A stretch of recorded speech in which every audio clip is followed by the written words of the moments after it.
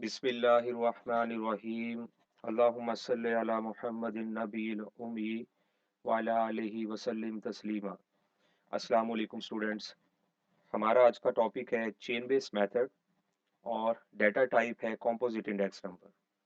तो आज हम सीखेंगे कि चेन बेस्ड मेथड को composite index number data type के लिए कैसे हल करते हैं। ठीक है जी।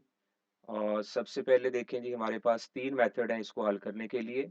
अरिथमेटिक मीन से हल कर सकते हैं हम इसको, मीडियन से और ज्योमेट्रिक मीन से, डिपेंडिंग अपॉन डिमांड के हम किस मेथड के साथ इसे हल करना चाहते हैं। तो टेबल देख लें जी। कंपोजिट इंडेक्स नंबर क्या होता है जी, सबसे पहले इस पे गौर कर लें। कंपोजिट इंडेक्स नंबर ऐसा इंडेक्स नंबर होता है जब हमारे पास वेरिएबल की तादाद जो है वो एक से ज़्यादा होती है। यानी जैसे आप यहाँ पे कमोडिटीज़ देख रहे हैं, ये जो कमोडिटीज़ हैं इनकी तादाद जो है ए, बी और सी तीन है। तो जब ये कमोडिटीज़ जो हैं एक से ज़्यादा हो जाए, दो हो जाएं, तीन हो जाएं या इससे ज़्यादा हो जाए, तो ऐसा टेबल या ऐसा इंडेक्स नंबर कॉम्पोजिट हो जाता है। तो सिंपल कॉन्सेप्ट है कि वेरिएबल्स या कमोडिटीज़ की तादाद जो है जब एक से बढ़ जाती है तो ऐसा index number composite index number कहलाता है। तो टेबल की मदद से हम इसकी पहचान करेंगे। जब हमारे पास वैल्यूज जो है वो एक से ज़्यादा हो जाएंगी तो हम फिर उसको इस टाइप से यानी कॉम्पोजिट के साथ हल करेंगे। तो इसमें सबसे पहले देखें जी, दो स्टेप्स हैं हमारे। जैसे हमने सिंपल इंडेक्स नंबर में सीखा था, तो ऐसे ही हम इसमें बात करेंगे। सिंपल इंडेक्स नंबर में हमने बात की थी कि जब चेन बेस्ड मेथड का क्वेश्चन होता है तो हम दो स्टेप में हल करते हैं। तो सेम ऐसे ही है, लिंक रिलेटिव्स बनेंगे पहले। तो अब चूंकि हमारे पास कमोडिटी ज़्यादा हैं तो लिंक रिलेटिव के कॉलम भी ज़्यादा बनेंगे। तो लिंक रिलेटिव्स जो है हम पहले बनाएंगे, उसका तरीका मैं रिवाइज करवा देता हूँ कि हमने कोई भी साल पकड़ना है। जैसे अब ए एक कमोडिटी है और एक वैल्यू लेनी है, जैसे 22 एक वैल्यू है और इसको डिवाइड कर देना है पिछली वैल्यू पे। तो इस कॉलम को आपने डील करना है बिल्कुल उसी तरह जैसे सिंपल में हम डील करते हैं कि कोई भी कीमत पकड़ेंगे, 28 पकड़ेंगे और इसको 22 पे डिवाइड कर देंगे। तो लिंक रिलेटिव का मतलब है कोई सी कीमत लें यानी करंट ईयर की प्राइस लें और उसको डिवाइड कर दें प्रीवियस ईयर की प्राइस पे, पिछले साल की कीमत पर, और मल्टीप्लाई कर देंगे 100 से। तो ऐसा करने से हमें लिंक रिलेटिव्स मिल जाएंगे, जैसे मैंने अभी आपको समझाया। ये दूसरा कॉलम है, जैसे इसमें एक वैल्यू है 76 है, ये करंट ईयर समझ लें इसे, इसको पिछली वैल्यू पे डिवाइड कर देंगे। तो ऐसा करने से और 100 से मल्टीप्लाई कर देंगे, लिंक रिलेटिव बन जाएंगे। तो अपनी वर्कशीट पे चलते हैं और इस बात को इन डिटेल बात करते हैं, इस पे समझते हैं। तो ये जो हमारा टेबल है इसके अंदर जो वैल्यूज है इसको हम वर्कशीट पे हल करते हैं। देखिए जी, ए कमोडिटी के अंदर जो पहली वैल्यू है डेट इज 18। तो अब चूंकि ए के पीछे कोई भी वैल्यू नहीं है तो हम इसको क्या करेंगे, 18 को 18 पर ही डिवाइड कर देंगे। 18 को 18 पर डिवाइड करेंगे और 100 से मल्टीप्लाई कर देंगे। ऐसा करने से हमें आंसर जो है वो 100 ही मिलेगा। इसी तरह दूसरी वैल्यू देखें जी, ये है 22 और चूंकि 22 को हमने डिवाइड करना था इससे प्रीवियस ईयर पे और प्रीवियस ईयर में वैल्यू 18 है। ठीक है जी, तो ये आंसर आ गया। इसको हल करके हमारा 22 को 18 पे डिवाइड करेंगे और 100 से मल्टीप्लाई कर देंगे। तो इसका आंसर आ जाएगा जी 122.22। ठीक है, कैलकुलेटर पे ये हल कर लेंगे आप और इसका आंसर आपको मिल जाएगा। इसी तरह से आपने तीसरी वैल्यू है 2000 यानी कि 18 के अंदर ये वैल्यू है जी 28 और 28 को अब हम डिवाइड करेंगे प्रीवियस ईयर की वैल्यू पे यानी कि 2017 की वैल्यू पे, जो कि 22 है। तो इसको हम अब हल कर लेते हैं डिवाइड करके। तो आंसर इसका मैं यहाँ लिख लेता हूँ जी 127.27। इसी तरह से नेक्स्ट ईयर है 2019 और इसमें वैल्यू है जी 31। तो 31 को डिवाइड करेंगे प्रीवियस ईयर की वैल्यू पे जो कि है 28, मल्टीप्लाई कर देंगे 100 पे और तो हमारा आंसर इसका आ जाएगा 110.71। इसी तरह जी नेक्स्ट वैल्यू है हमारे पास 33। तो 33 को डिवाइड करेंगे 31 पे यानी प्रीवियस ईयर की वैल्यू पे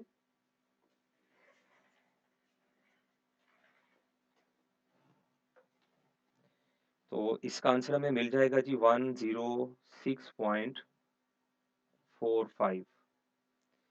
ठीक है, इसी तरीके को आगे बढ़ाएँगे कमोडिटी बी के लिए। तो हम अब डिवाइड करेंगे 85 पे ही, क्योंकि 85 से पीछे कोई कीमत नहीं है। इसी तरह जो दूसरी वैल्यू है वो है जी 76, और 76 से पिछले साल में कीमत है 85। तो 76 को डिवाइड कर दिया 85 पे और मल्टीप्लाई कर लिया जी 100 के साथ। इसी तरह नेक्स्ट वैल्यू जो हमारे पास है वो 80 है। तो 80 को डिवाइड करेंगे जी 76 पे और मल्टीप्लाई कर देंगे 100 से। तो कॉन्सेप्ट पे गौर करते चले। कॉन्सेप्ट वही है कि कोई भी वैल्यू पकड़ रहे हैं हम, जिस साल की वो कीमत है, उसको उससे पिछले साल की कीमत पर हम डिवाइड कर देते हैं और 100 से मल्टीप्लाई कर देते हैं। तो इस तरह करने से हमें ये कॉलम जो है कमोडिटी बी के लिए हमने कंप्लीट करना है इसको। 80 पे डिवाइड करेंगे, 100 से मल्टीप्लाई करेंगे। नेक्स्ट ऐसे ही हम आगे बढ़ते जाते हैं, तो मैं आपको इनकी कैलकुलेशन जो है वो दे देता हूँ, ताकि हम जल्दी से आगे बढ़ सकें। तो ये काम आपने कैलकुलेटर की मदद से कर लेना है। जी स्टूडेंट्स, लिंक रिलेटिव्स जो है रेड कलर में जो फिगर्स हैं आपको कैलकुलेशन की शक्ल में नज़र आ रहे हैं। तो जो भी रेड फिगर्स हैं, ये सारे लिंक रिलेटिव्स के आंसर मैंने निकाल दिए हैं। तो अब हमने लिंक रिलेटिव को मज़ीद आगे हल करना है। जैसे कि आपको टॉपिक का पता है, क्वेश्चन में हमें 3 मेथड से चेन इंडेक्स नंबर निकालने का बोला गया है। तो हम पहले बात करेंगे मीन के तरीके से। वन बाय वन लेके इनको चलते हैं। तो मीन के तरीके से कैसे हल होगा?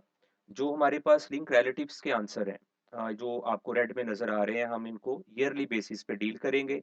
यानी हम पहले बात करेंगे 2016 की।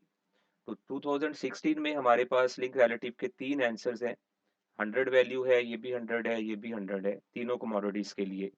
तो मीन का फार्मूला अप्लाई करेंगे, यानी तीनों जो आंसर्स है लिंक रिलेटिव के, इनको हम प्लस कर लेंगे और 3 पर डिवाइड कर देंगे। ठीक है, अगर ये 4 कमोडिटीज़ होती तो फिर हमने चारों को प्लस करना था और 4 पर तकसीम कर लेना था। तो अब जैसा कि इनका टोटल 300 आएगा और उसको 3 पे डिवाइड करने से आंसर मिल जाएगा 100।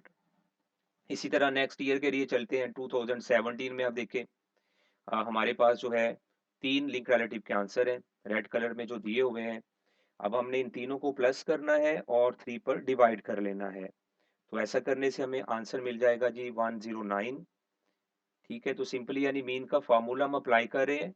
जो वैल्यूज़ रेड कलर में नज़र आ रही हैं, ईयरली हम इसको लेके चलेंगे। यानी 2018 है, तो अब इस रुख पे अब हम इसको प्लस कर रहे हैं, यानी कि ठीक है, इस वैल्यू को पहले प्लस करेंगे, ए की वैल्यू को, बी की वैल्यू को प्लस करेंगे, सी की वैल्यू को प्लस करेंगे और 3 पर डिवाइड कर देंगे। तो ये कैलकुलेशन जो मीन की है, ये मैं आपको प्रोवाइड कर देता हूँ। आपने इसको कैलकुलेटर से टैली कर लेना है। तो मीन के आंसर्स ये आपको स्क्रीन पर नज़र आ रहे हैं। अरिथमेटिक मीन हमने कैलकुलेट कर ली है। यहाँ पे एक पॉइंट जो है वो आपको याद करना है, उसको ज़हन में रखना है। यहाँ तक जो हमने कैलकुलेशन की है, इससे पीछे तक सारी जो कैलकुलेशन है, आप चूँकि इस क्वेश्चन को 3 मेथड से करने जा रहे हैं, तो ये बात ज़हन में रखेंगे कि जो लिंक रिलेटिव्स हमने निकाले हैं, किसी भी मेथड से आप इसको हल कर रहे हैं, तो लिंक रिलेटिव का तरीका यही रहेगा। लिंक रिलेटिव निकालने जो है यहाँ तक, जितनी यानी कमोडिटीज़ हैं, जैसे हमारे पास सी तक कमोडिटीज़ हैं, ए, बी, सी, तो लिंक रिलेटिव्स इसी तरीके से निकलेंगे और चेन बेस के मेथड में हम लिंक रिलेटिव्स पहले ज़रूर बनाएँगे। उसके बाद यहाँ पे चीज़ जो है, यहाँ पे जो एवरेज है वो चेंज हो सकती है। हमने जैसे मीन निकाला है, तो अगर वो मीडियन का कहेगा तो हम फिर मीन नहीं निकालेंगे, फिर मीडियन निकालेंगे। और अगर वो ज्योमेट्रिक मीन का कहेगा, तो हम यहाँ पे मीन की बजाय ज्योमेट्रिक मीन जो है वो हल कर देंगे। ठीक है जी, तो यहाँ तक जो है ना, ये बात आपको ज़हन-नशीन हो जानी चाहिए कि लिंक रिलेटिव्स जो है वो चेन बेस मेथड में आपने सबसे पहले निकालने हैं।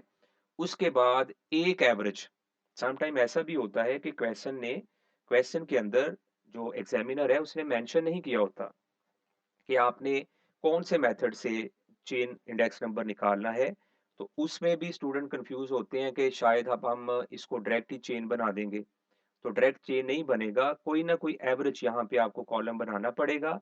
आइदर वो आपको बताता है या नहीं बताता।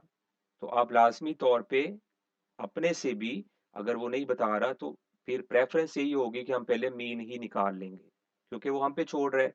तो हम फिर मीन को प्रेफर करेंगे। और अगर वो क्वेश्चन के अंदर मेंशन कर दे कि फलां तरीके से करना है, तो फिर हम उसी मेथड से ये वाला कॉलम लिंक रिलेटिव्स के बाद बनाएंगे। यहाँ पे जो भी कॉलम रिक्वायर्ड होगा हम वो बना लेंगे। तो मीन फाइंड आउट हो गया जी। आगे बात को बढ़ाते हैं। अब हमारा अगला काम है चेन इंडेक्स का कॉलम बनाना। ठीक है, तो चेन इंडेक्स का कॉलम आपके सामने इसको बना लेता हूँ जी मैं।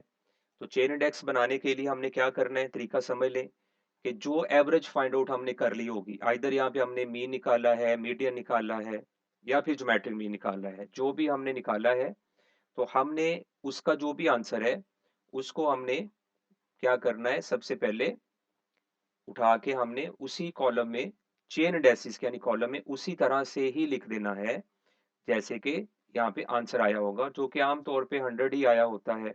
तो ये जो 100 है इसको उठा के हम यहाँ पे एज सच लिख देंगे। उसके बाद हमने क्या करना है, जो सेकंड हमारे पास मीन का आंसर है, इसको हमने मल्टीप्लाई कर देना है जी फर्स्ट चेन के आंसर से। इसको यानी इस 100 से हमने मल्टीप्लाई कर देना है और अपने से हमने फिर 100 पे डिवाइड कर लेना है। तो ऐसा करने से क्या होगा कि जो आंसर है मीन का यानी 109 वही रहेगा। तो पहले दो जो मीन है वही दो चेन इंडेक्स बन जाएंगे। अब आगे क्या होगा कि जो तीसरा हमारे पास मीन का आंसर है ये हम यहाँ पे लिखेंगे 114.18 और इसको मल्टीप्लाई कर देंगे दूसरे चेन के आंसर से यानी 109 से। तो तरीकाकार वही चलेगा कि एक लिंक का हम आंसर पकड़ेंगे, ये लिंक का आंसर है हमारे पास 114.18 और उसको मल्टीप्लाई कर देंगे पीछे वाले चेन के साथ, जैसे यहाँ पे 109 है और मल्टीप्लाई करके डिवाइड कर देंगे 100 से। तो ऐसा करने से हमें आंसर जो है इसका मिल जाएगा।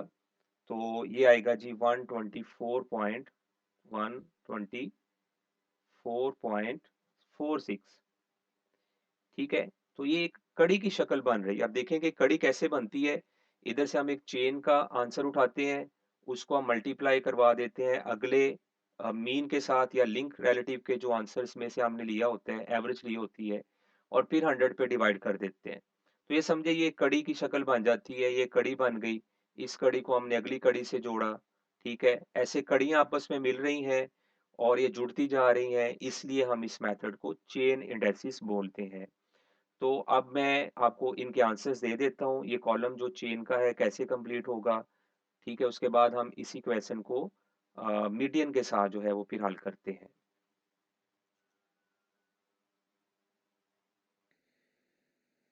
तो लिंक रिलेटिव्स का जो काम है, हमने जो लिंक रिलेटिव्स यानी ये वाले फाइंड आउट किए हैं, तो ये हमने जो भी कॉम्पोजिट का क्वेश्चन है उसमें ये करने ही करने हैं, जब हम चेन इंडेक्स नंबर बना रहे हैं। ठीक है, आइदर हमें मीन से करना है, मीडियन से करना है, ज्योमेट्रिक मीन से करना है। तो यहाँ तक यानी जो 3 कॉलम अब बन गए हैं, इसके पीछे वाले सारे, तो ये तीनों कॉलम हमने लिंक रिलेटिव्स के बनाने ही बनाने हैं। उसके बाद जो मेथड हमसे पूछा जाएगा उसके अकॉर्डिंगली हम अगला जो कॉलम है यहाँ पे जो बनाएंगे, जैसे हम यहाँ पे मीडियन बनाने जा रहे हैं, तो ये हम उसके अकॉर्डिंगली करेंगे जो हमसे पूछा जाएगा। ठीक है, तो अभी हम बात करते हैं कि अगर हमने मीडियन फाइंड आउट करना है तो कैसे करना है। तो मैं पहले जी 2017 के लिए बात करूंगा। चूंकि आप देख रहे हैं 2016 में जो वैल्यूज़ है ना वो एक ही तरह की हैं यानी 100 है। तो लिंक रिलेटिव्स देखें जी, हमारे पास जो ए कमोडिटी का लिंक रिलेटिव है 120.2, ए कमोडिटी का जो लिंक रिलेटिव है जी हमारे पास 122.22 है। इसी तरह से जो बी है कमोडिटीज़ का 89.41 है और सी का जो लिंक रिलेटिव है 115.38 है। तो मीडियन निकालने के लिए हमने ये देखना है कि तीनों के अंदर जो 3 लिंक रिलेटिव्स हैं इनमें से सबसे बड़ी वैल्यू कौन-सी है। ठीक है जी, इसको हम छोड़ देंगे, जैसे यहाँ पे 122.22 है। उसके बाद जो सबसे छोटी कीमत है तीनों में से, उसे छोड़ देंगे, जैसे 89.41 है। जो मिडल मोस्ट वैल्यू है, ठीक है? मीडियन की डेफिनिशन क्या होती है जी? Middle most value. वैल्यूज़ को पहले अरेंज करना होता है, लेकिन यहाँ पे हमें अरेंज करने की ज़रूरत नहीं है। हमने बस देखना है कि तीनों में से सबसे छोटी कीमत कौन-सी है, उसको छोड़ देना है। सबसे बड़ी कीमत जो है उसे छोड़ देना है और उसके बाद जो भी हमारे पास सेंट्रल वैल्यू होगी वो हम मीडियन के कॉलम में लिख देंगे। ठीक है? तो इसी तरह अब हम 2016 की बात कर लेते हैं। चूँकि तीनों वैल्यूज़ यहाँ पे सिमिलर हैं, तो कोई से 2 100 हम छोड़ देते हैं, जैसे 2 100 हमने छोड़ दिए। अब जो एक वैल्यू है उसको हम मीडियन डिक्लेयर कर देंगे, ठीक है? यानी इसका मीडियन 100 ही होगा, क्योंकि तीनों जो हैं वो एक ही तरह की वैल्यूज़ हैं। इसी तरह 2018 में अगर आ जाएँ, तो देखें जी सबसे तीनों वैल्यूज़ में से सबसे बड़ी वैल्यू जो है वो 127.27 सबसे बड़ी वैल्यू है और 105.26 सबसे छोटी वैल्यू है। ठीक है, इन दोनों को हमने छोड़ देना है, तो मीडियन हमारा हो जाएगा जी 110। इसी तरह से 2019 की अगर बात करें, तो सबसे बड़ी वैल्यू है जी 121.21, इसको छोड़ देंगे और सबसे जो छोटी वैल्यू है 110.71, इसको छोड़ देंगे। तो मिडल वैल्यू है जी 118.75, ठीक है? ये हमारा मीडियन आ जाएगा। तो जो भी मीडियन सिलेक्ट होगा उसे मीडियन के कॉलम में लिखते चले जाएँगे। अब देखें जी सबसे बड़ी वैल्यू की अगर बात करें तीनों में से, तो 106.45 सबसे बड़ी वैल्यू है। उसके बाद 96.45 जो है सबसे छोटी वैल्यू है। तो अब हमारा जो मीडियन है ये सिलेक्ट हो जाएगा जी 106.25। ठीक है, तो यहाँ तक बात हो गई जी कि मीडियन को फाइंड आउट कैसे करना है हमने। तो 3 कॉलम्स के लिए मीडियन को फाइंड आउट करना आपने सीख लिया। अब अगर हम यहाँ पे एक क्वेश्चन रेज़ होता है जी, अगर ये वैल्यूज़ होती 4, यानी हमारे पास अगर ये कमोडिटीज़ 4 होती, तो फिर हमने क्या करना था? तो हम इस सिचुएशन को ऐसे डील करते हैं कि हम यहीं पे इस क्वेश्चन में फ़र्ज़ कर लेते हैं 2017 में हमारे पास 4 कमोडिटीज़ हैं, ठीक है? 1 साल के लिए मैं समझाता हूँ आपको, बाकी उसी तरह आप उस बात को, उस कॉन्सेप्ट को एक्सटेंड कर लीजिएगा। तो देखिए 122.22 है लिंक रिलेटिव ए कमोडिटी का 2017 में। इसी तरह से बी जो कमोडिटी है उसके लिए जी 89.41, ठीक है? मैं 2017 के लिंक रिलेटिव्स उठा रहा हूँ।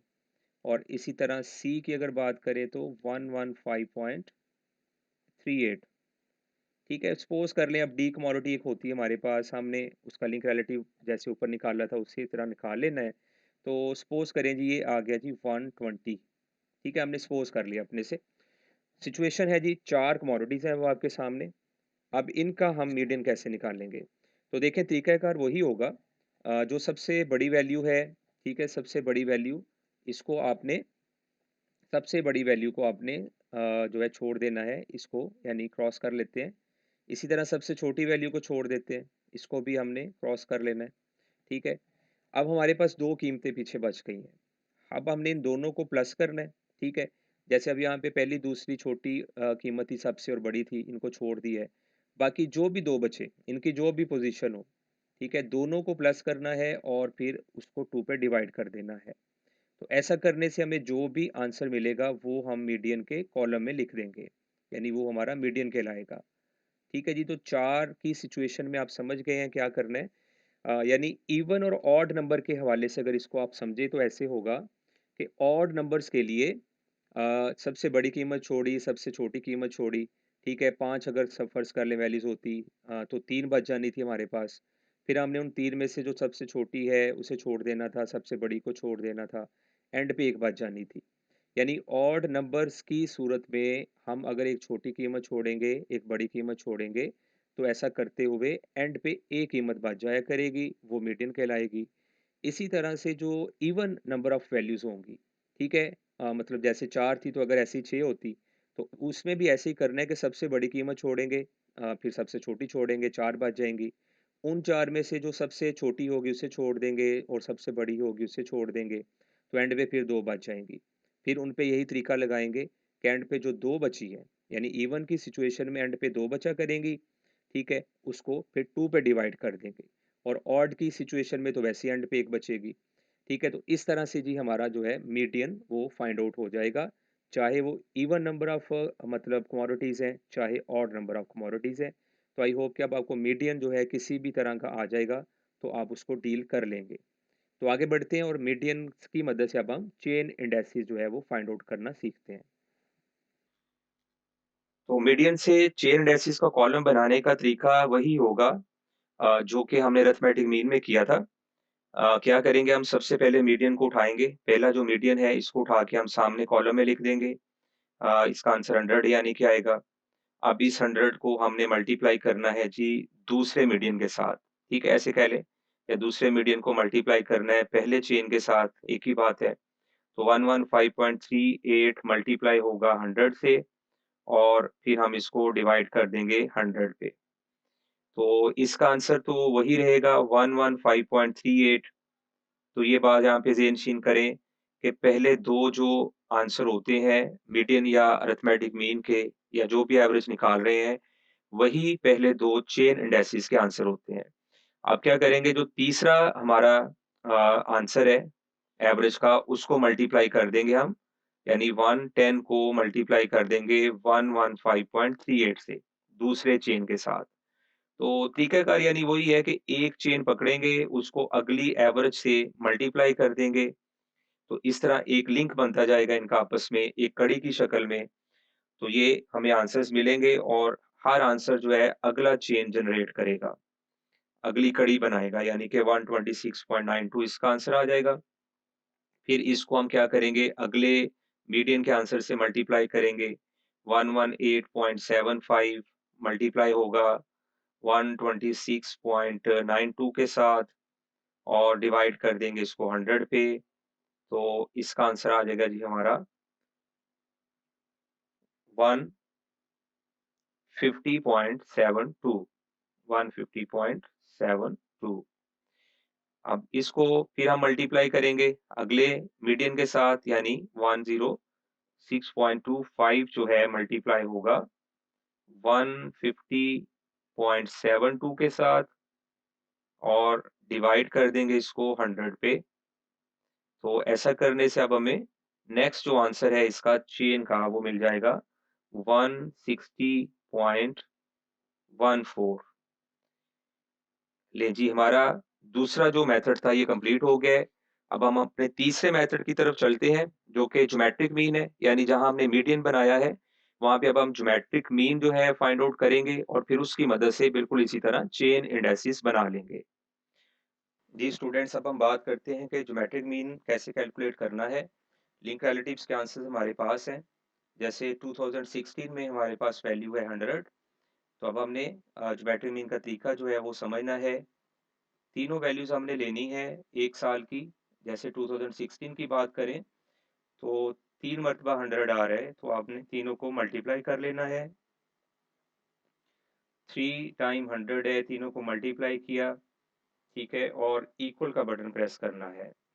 तो अब हमने यहाँ पे कैलकुलेटर पे फार्मूला लगाना है। इक्वल का बटन प्रेस करने के बाद यहाँ पे एक बटन है कैलकुलेटर पे जिसको हैट पढ़ते हैं, इस तरह का निशान होगा। तो आपने हैट का बटन प्रेस करना है, ब्रैकेट लगानी है, 1/3 लिखना है, ब्रैकेट को बंद कर देना है और इक्वल प्रेस करना है। ठीक है, डिवाइड 3 इसलिए लिखा हमने चूंकि 3 कॉलम है। अगर 4 कॉलम होंगे तो फिर डिवाइड में 4 लिख देंगे। ये बात आपने ज़हन में रखनी है। तो अब चूंकि हमारे पास 3 कॉलम है तो हमने डिवाइड में 3 लिखा है। तो इक्वल प्रेस करेंगे तो हमारे पास आंसर जो है वो कैलकुलेटर पर 100 आ जाएगा। ठीक है, तो ये 100 मैं यहाँ पे लिख देता हूँ, ज्योमेट्रिक मीन का आंसर 100 आ गया। ठीक है, इसी तरह नेक्स्ट 2017 की अगर बात करें तो ये हमारे पास 3 वैल्यूज हैं जी।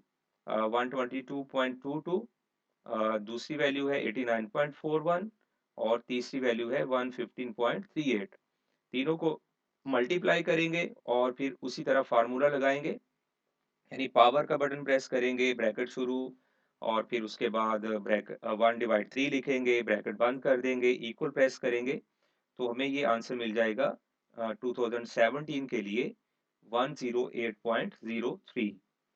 ठीक है, तो ज्योमेट्रिक मीन का फार्मूला बेसिकली क्या होता है कि फर्ज करें x1 जो है ये कमोडिटी ए का लिंक रिलेटिव है, x2 जो है कमोडिटी 2 का, बी का यानी कि लिंक रिलेटिव है, और x3 जो है कमोडिटी सी का लिंक रिलेटिव है। तो फार्मूला ये होता है कि वैल्यूज का प्रोडक्ट लेना है और उनका रेसिप्रोकल कर लेना है पावर का 1/3। ठीक है, 1/3 यानी कि, तो ये ज्योमेट्रिक मीन का फार्मूला होता है। तो बटे में वही रकम आती है जितनी हमारे पास कमोडिटीज होती है। 4 होंगी तो 1/4 कर लेंगे। ठीक है, तो इस फार्मूला को आपने याद करना है। अब इसको हम 2018 पर अप्लाई करते हैं। 127.27 है, 105.26 है और 110 है। तीनों को मल्टीप्लाई करेंगे और पावर कर लेंगे 1/3। तो ऐसा करने से हमें आंसर मिल जाएगा 113.80। ठीक है, नेक्स्ट ईयर के लिए यानी 2019 के लिए उसी तरह से तीनों वैल्यूज पकड़ेंगे, इनको मल्टीप्लाई करेंगे, फार्मूला लगा देंगे कैलकुलेटर पे, और जब हम इक्वल का बटन प्रेस करेंगे तो हमें आंसर मिल जाएगा 116.80। नेक्स्ट ईयर की बात करते हैं 2020 की। इसी तरह तीनों वैल्यूज को मल्टीप्लाई करवाएंगे। ये वाली जो तीन वैल्यूज है 106.45, 96.84, 106.25 मल्टीप्लाई करके इक्वल प्रेस करेंगे, पावर ब्रैकेट शुरू 1/3 ब्रैकेट बंद। ठीक है, तो ऐसा करने से हमें आंसर इसका मिल जाएगा। ठीक है, वो आंसर हम यहाँ पे लिख लेंगे। ले जी, ज्योमेट्रिक मीन के आंसर जो हैं वो हमें मिल गए हैं। अब हमने ज्योमेट्रिक मीन की मदद से चेन इंडेक्स नंबर बनाना है। तो अब देखें जी, चेन इंडेक्सेस जो है उसकी तरफ चलते हैं।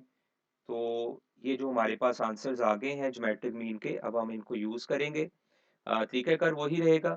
ज्योमेट्रिक मीन पहला जो है उठा के सामने लिख लेंगे, तो पहला ज्योमेट्रिक मीन पहला चेन इंडेक्सिस बन जाएगा।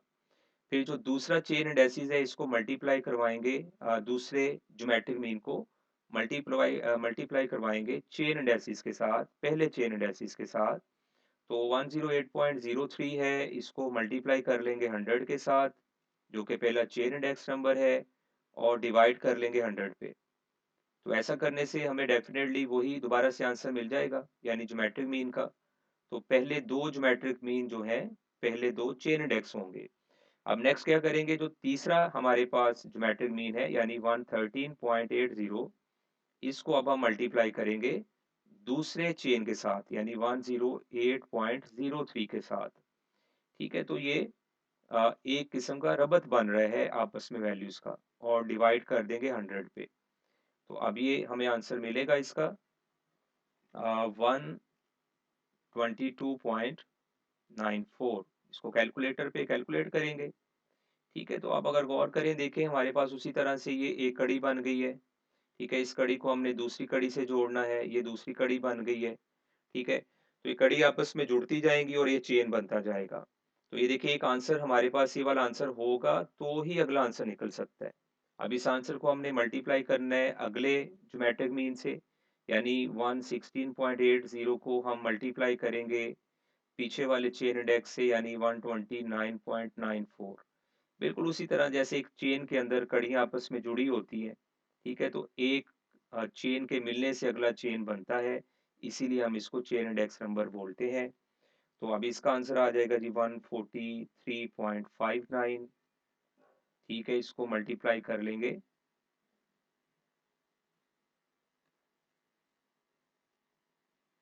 तो नेक्स्ट जो वैल्यू है इसके साथ मल्टीप्लाई करवाएंगे, 103.08 है। ये मल्टीप्लाई होगा प्रीवियस चेन के साथ यानी 143.59 के साथ, और इसका जो भी आंसर आएगा उसको हम डिवाइड कर लेंगे 100 पे। तो ऐसा करने से हमें चेन इंडेक्सिस का आंसर मिल जाएगा 148.01। तो इस तरह से जी हमारा चेन इंडेक्स नंबर जो है कॉम्पोजिट इंडेक्स के लिए हमने कंप्लीट कर लिया जी, तीनों मेथड से। ठीक है, वापस चलते हैं अपने क्वेश्चन पे, अब गौर करें। तो क्वेश्चन के अंदर हमारे पास जो है तीनों जो आंसर्स थे, जो टाइप्स थी, यानी ज्योमेट्रिक मीन से हमने हल करना था इसको, अरिथमेटिक मीन से, और मीडियन से फिर हल करना था, फिर ज्योमेट्रिक मीन से हल करना था। तीनों से हमने हल कर लिया इसको। ठीक है, तो बारी बारी आप इसको पीछे करके जो है वीडियो को देख सकते हैं। मुख्तलिफ जो आंसर्स हैं वो आपके सामने हैं, तो आप इसको वीडियो को यहाँ से देख सकते हैं। तो ज्योमेट्रिक मीन से भी हमने चेन इंडेक्सिस हल कर लिया जी। ठीक है, उम्मीद है कि आपको तीनों मेथड समझ आ गए होंगे। इंशाल्लाह नेक्स्ट वीडियो में मिलते हैं। तब तक के लिए अपना ख्याल रखिएगा। टेक केयर, अल्लाह हाफिज़।